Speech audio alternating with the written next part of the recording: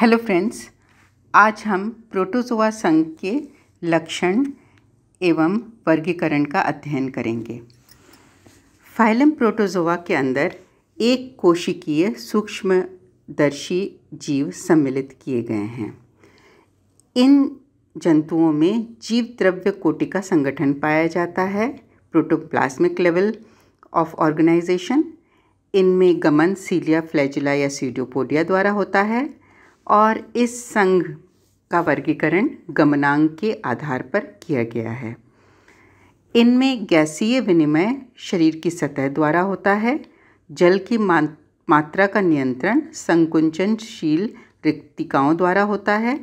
पोषण प्राणिसम, पादापसम, मृतोपजीवी या परजीवी प्रकार का होता है।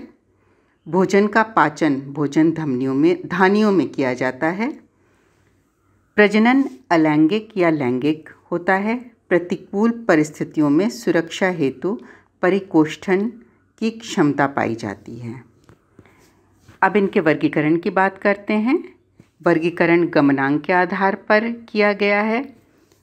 सबसे पहला वर्ग मैस्टिकोफोरा या फ्लैजिलेटा। इन जंतुओं में गमन फ्लैजिला यानी कि कशाब द्वारा संपन्न किया जाता है। शरीर पर दृढ़ तनत्वक या पेलिकल पाया जाता है।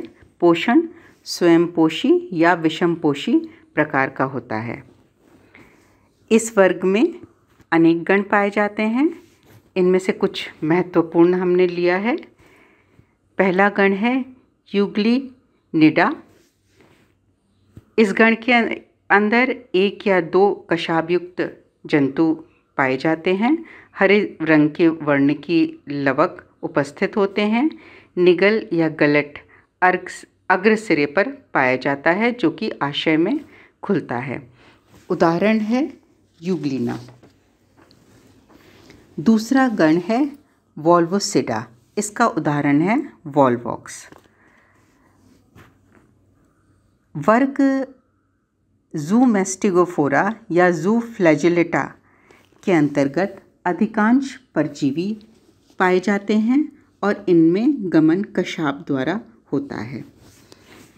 पहला गण इसमें हमने लिया है काइनेटोप्लास्टिडा। ये जंतु रुधिर में परजीवी होते हैं। इनमें निगल अनुपस्थित होता है किंतु काइनेटोप्लास्ट उपस्थित पाया जाता है। गमन कशाब द्वारा होता है। तनत्वक इनमें अनुपस्थित होता है। और उदाहरण है ट्रिपैनोसोमा जो कि निद्रा रोग उत्पन्न करता है। इस रोग का वाहक है सिट्सी मक्खी। दूसरा महत्वपूर्ण उदाहरण है लिशमानिया जो कि काला अजर रोग उत्पन्न करता है। अब हम लेते हैं अगला गण है डिप्लोमोनाडिडा। इनमें दो केंद्रक उपस्थित होते हैं। तनत्वक उपस्थित होता है और कोशिका मुख उपस्थित होता है। अधिकांश जंतु आंत्र परजीवी होते हैं। उदाहरण है जियार्डिया और यह जियार्डियासियस रोग इंसानों में मानव में उत्पन्न करता है। अगला गण हमने जो लिया है ट्राइकोमोनिडिडा।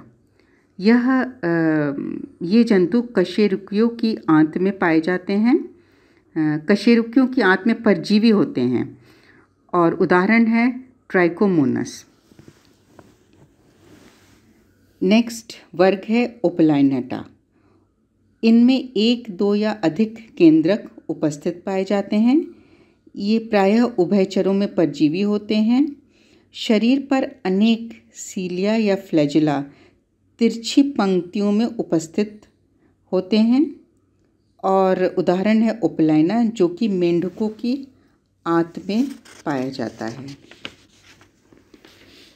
अगला वर्ग है राइजोपोडा।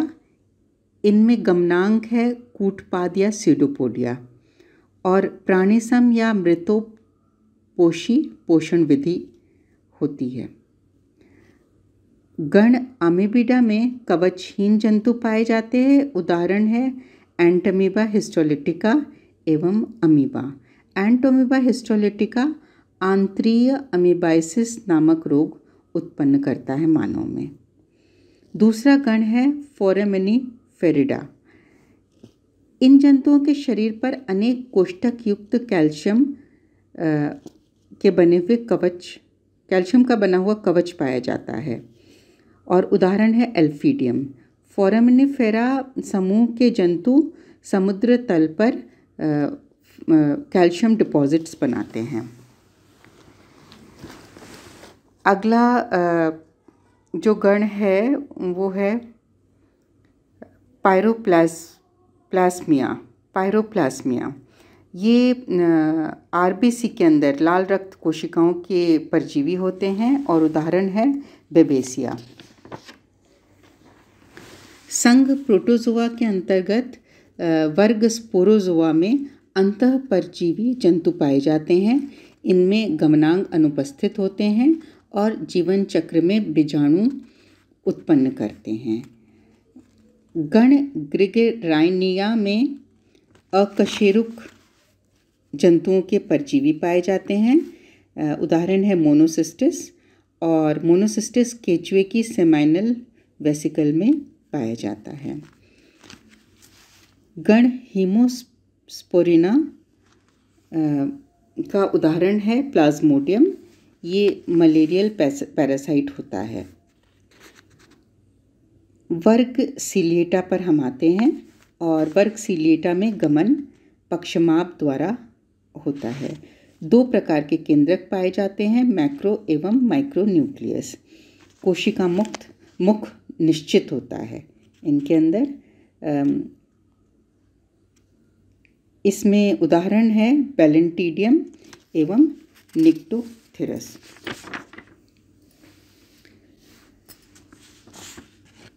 संघ प्रोटोजोआ के ही सीलिएटा वर्ग में